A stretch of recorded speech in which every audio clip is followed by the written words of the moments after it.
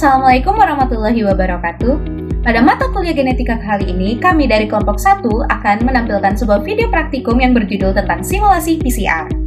Sebelumnya, izinkan kami memperkenalkan diri terlebih dahulu. Nama saya Wirawati dengan NIM 2410620. Perkenalkan, nama saya Devani Naila Damayanti dengan NIM 2406462. Saya Kania Fazila Tunisa dengan NIM 2405463. Saya Najwa Sri Aulia Febriana dengan NIM 2405515. Saya Salma Balkis Nurlina dengan NIM 2405804. Jadi pada video simulasi PCR kali ini kami akan menjelaskan tentang definisi, konsep, prinsip, tahapan, komponen, manfaat, dan sebagainya pada simulasi PCR. Jadi selamat menyaksikan dan menganalisis. Polymerase chain reaction atau PCR merupakan teknik dasar dalam biologi molekuler yang digunakan untuk memperbanyak fragmen DNA tertentu secara in vitro. PCR didefinisikan sebagai metode yang memungkinkan penggandaan urutan DNA spesifik dari jumlah yang sangat kecil menjadi jutaan hingga miliaran salinan dalam waktu yang relatif singkat, tanpa melibatkan organisme hidup sebagai sistem replikasi. Teknik ini dikembangkan untuk mengatasi keterbatasan jumlah DNA dalam sampel biologis, sehingga DNA yang awalnya sangat sedikit atau tidak terdeteksi dapat diperbanyak dan dianalisis lebih lanjut. Karena kemampuannya dalam mendeteksi urutan DNA tertentu dengan tingkat sensitivitas dan ketepatan yang tinggi, PCR menjadi teknik yang banyak digunakan dalam bidang diagnostik penyakit, penelitian genetik, forensik, dan juga bioteknologi. Konsep dasar PCR didasarkan pada peniruan proses penggandaan DNA yang terjadi secara alami di dalam sel, namun dilakukan di luar sel dalam kondisi laboratorium yang terkontrol.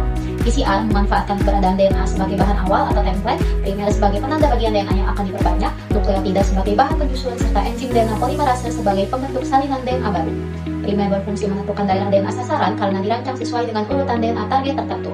Dengan konsep ini, hanya fragmen DNA yang diapit oleh primer yang akan diperbanyak, sehingga PCR bersifat selektif dan tidak menggandakan seluruh genom.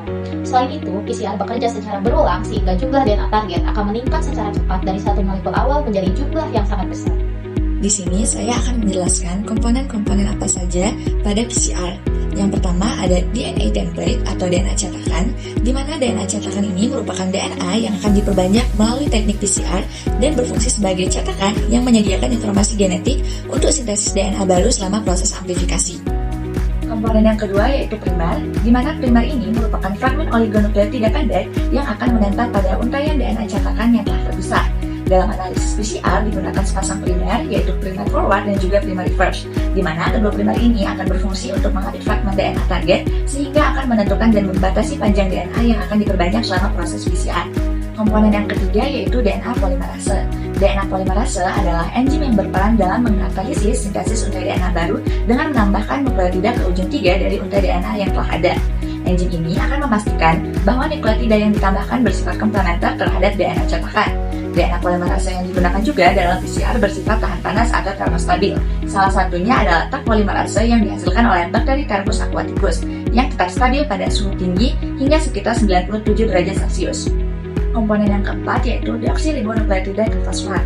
Nah, deoksiribonukleotida trifosfat ini merupakan komponen penting dalam PCR yang memiliki fungsi sebagai bahan penyusun dalam sintesis DNA. Deoksiribonukleotida ini menyediakan nukleotida yang diperlukan oleh DNA polimerase untuk memperpanjang untai DNA baru selama siklus PCR. Komponen yang kelima yaitu buffer PCR, di mana buffer PCR ini merupakan larutan yang berfungsi untuk menjaga kondisi kimia reaksi PCR agar tetap optimal. Buffer ini akan mempertahankan pH tetap stabil serta menyediakan lingkungan ionik yang sesuai, sehingga aktivitas DNA polimerase dapat berlangsung secara maksimal.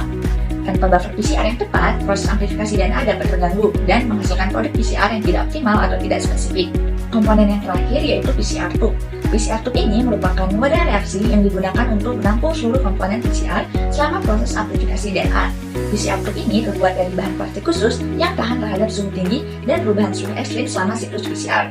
Dinding PCR tube yang tipis ini memungkinkan perpindahan panas berlangsung cepat dan merata, sehingga reaksi PCR dapat berjalan secara efisien serta meminimalkan risiko kontaminasi dan juga penguapan pada sampel. Nah, sekarang kita akan membahas tahapan-tahapan sebelum dan ketika melakukan PCR. Yang pertama itu adalah isolasi DNA. Tahap awal untuk mengambil DNA dari sel atau jaringan. Nah, sel ini akan dipecah atau lisis, kemudian DNA dipisahkan dari komponen lain sehingga diperoleh DNA murni. Lalu tahap yang kedua itu ada melakukan kuantifikasi dan uji kemurnian DNA. DNA hasil isolasi kemudian dihitung konsentrasi dan diuji kemurniannya. Nah, tahap ini tuh sangat penting untuk menentukan volume DNA template yang akan digunakan pada PCR agar reaksi berjalan secara optimal. Lalu yang ketiga itu dilakukan perhitungan dan juga penyusunan reaksi PCR atau PCR mix. Nah, berdasarkan hasil perhitungan DNA, dilakukan perhitungan volume setiap komponen PCR agar konsentrasi akhirnya sesuai. Lalu yang keempat itu masuk pada amplifikasi DNA atau PCR. Amplifikasi DNA atau polymerase chain reaction atau yang disebut PCR adalah proses untuk menggandakan fragmen DNA tertentu dalam jumlah yang sangat besar. Nah, reaksi PCR yang telah disiapkan dimasukkan ke dalam mesin PCR lalu dijalankan melalui 3 tahap utama yang berlangsung secara berulang-ulang. 3 tahap utama yaitu yang pertama ada tahap denaturasi. Nah, pada tahap ini suhu dinaikkan hingga sekitar 94 sampai 96 derajat Celcius. Suhu tinggi ini menyebabkan ikatan hidrogen antar pasangan basa DNA terputus, sehingga DNA yang semula berbentuk untaian ganda terpisah menjadi 2 untai tunggal. Nah, pada tahap denaturasi ini belum terbentuk DNA baru, melainkan DNA hanya dipisahkan agar siap digunakan sebagai cetakan. Lalu tahap yang kedua adalah annealing.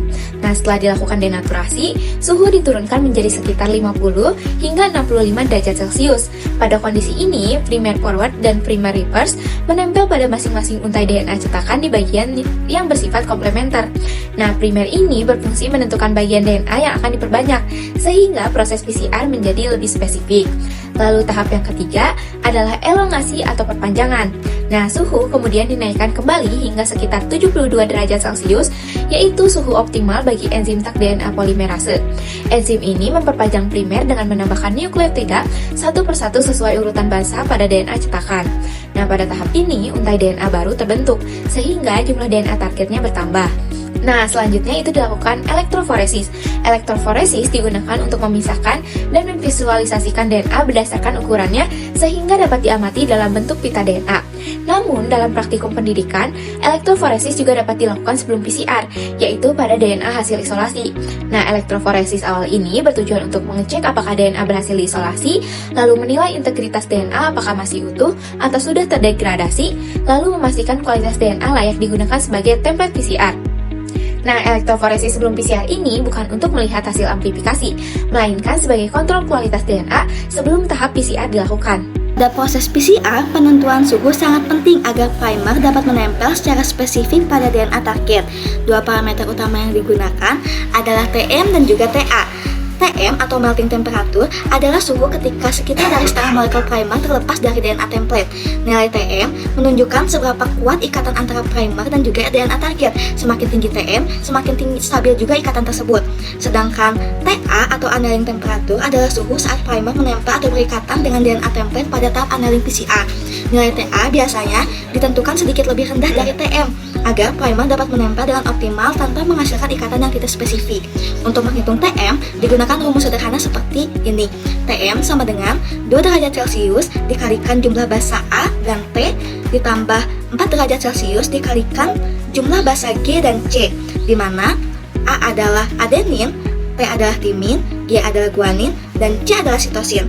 Keempat basa ini merupakan basa nitrogen penyusun DNA, di mana untuk perhitungan forward, primer forward, urutan yang digunakan adalah ATG, CTG, TTT, CGA, GTG, CTC, dan juga GT. Setelah dihitung jumlah masing-masing basanya, diperoleh bahwa adenin sebanyak 3, timin sebanyak 9, guanin sebanyak 5, dan sitosin sebanyak 4. Nah, nilai ini kemudian dimasukkan ke dalam rumus TM, di mana rumus TM-nya itu 2 derajat Celcius dikalikan A tambah T, ditambah 4 derajat Celcius dikalikan G tambah C. Yang jadinya 2 derajat Celcius dikalikan 3 ditambah 9 ditambah 4 dikalikan 5 ditambah 4, dan menghasilkan TM pada primer forwardnya itu adalah 68 derajat Celcius. Untuk menentukan suhu annealing atau TA, digunakan prinsip bahwa TA itu berada sekitar 2-5 derajat Celcius di bawah TM. Berdasarkan nilai TM-nya 68 derajat Celcius, maka diperoleh rentang TA-nya itu adalah 63 sampai 65 derajat Celcius. Nah, lalu untuk perhitungan primer reverse menggunakan urutan primer CTA, ATA, GGA, GAA, AAG, GTC, AAA, dan C. Nah, setelah dihitung, maka jumlah basa menunjukkan adenin sebanyak 9, timin sebanyak 3, guanin sebanyak 6, dan sitosin sebanyak 4. Dimana kita masukkan lagi ke rumus TM-nya, yaitu 2 derajat Celcius dikali adeninnya 9, ditambah timinnya 3, ditambah 4 derajat Celcius dikali guaninnya itu 6, dan sitosinnya itu 4. Maka diperoleh nilai TM-nya itu adalah 64 derajat Celcius. Lalu untuk menghitung TA, sama seperti prinsip yang tadi bahwa TA itu prinsipnya 2-5 di bawah TM. Maka rentang TA pada primer reverse-nya itu adalah 59-62 derajat Celcius. Kesimpulan penentuan suhu PCR berdasarkan hasil perhitungan tadi adalah bahwa TM primer forward adalah 60 derajat Celcius dan TM primer reverse adalah 64 derajat Celcius. Nah, dalam praktik PCR, suhu yang digunakan sebaiknya itu berada di antara kedua nilai TM tersebut agar primer dapat berikatan secara optimal. Oleh karena itu, nilai TM optimum ditentukan sebesar 64 derajat Celcius. 64 derajat Celcius. Lalu untuk TA, rentang TA yaitu dipilih yang berada pada rentang TA kedua primer yang saling tumpang tindih, yaitu 59 derajat Celcius sampai dengan 62 derajat Celcius. PCR yang pertama yaitu ada DNA template, di mana DNA template ini memiliki konsentrasi stok awalnya itu 10 nanogram per mikroliter dan jumlah DNA yang digunakan dalam satu reaksi PCR adalah 50 nanogram. Karena satuan kedua stok tersebut, stok awal dan konsentrasi akhirnya itu sama-sama nanogram, maka untuk perhitungan volume satu reaksi PCR-nya itu hanya perlu dilakukan pembagian biasa seperti ini, di mana 50 nanogram dibagi dengan 10 nanogram per mikroliter menghasilkan 5 mikroliter, yang artinya pada satu reaksi PCR perlu ditambahkan DNA template sebanyak 5 mikroliter. Lalu untuk komponen kedua yaitu ada DNTPS. Nah, pada DNTPS ini yang ditentukan bukan jumlah total zat, melainkan konsentrasi akhir DNTPS dalam campuran reaksi PCR. Selain itu, konsentrasi stok awal DNTPS dinyatakan dalam milimolar, sedangkan konsentrasi akhirnya dinyatakan dalam satuan mikromolar. Karena terjadi perbedaan satuan antara konsentrasi stok dan juga konsentrasi akhir, maka perlu menggunakan rumus pengenceran, di mana rumus pengencerannya itu adalah V1 dikali M1 sama dengan V2 dikali M2, di mana V1 itu adalah volume larutan stok yang akan kita ambil, M1 itu adalah konsentrasi larutan stok, V2 itu adalah volume akhir larutan setelah pengenceran atau volume total reaksi PCR, dan M2 adalah konsentrasi akhir yang diinginkan dalam reaksi PCR. Nah, untuk perhitungan volume DNTPS yang dibutuhkan, maka kita tinggal masukkan ke rumus pengenceran, di mana M1-nya itu adalah 100.000. Nah, 100.000 ini kita dapatkan dari 100 milimolar diubah menjadi mikromolar, menjadi 100.000, dan V2-nya itu volume akhir reaksinya adalah 25 mikroliter, dan M2-nya itu adalah konsentrasi akhirnya yaitu 800 milimolar. Maka diketahui bahwa V1-nya itu adalah 0,2 mikroliter, yang artinya dalam volume satu reaksi PCR perlu ditambahkan DNTPS sebanyak 0,2 mikroliter.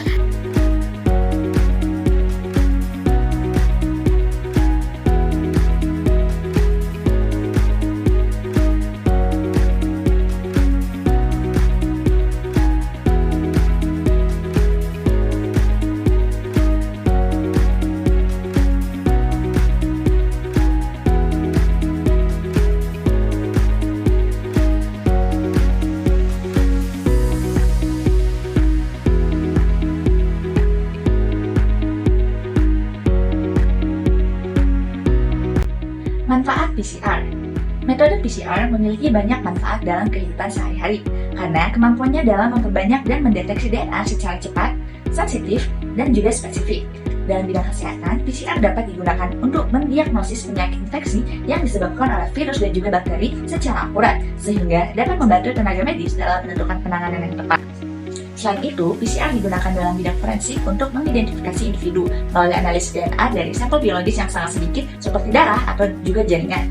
Terakhir, PCR memiliki peran penting dalam penelitian genetika dan bioteknologi, terutama untuk analisis gen, deteksi mutasi, dan juga studi keanekaragaman genetik.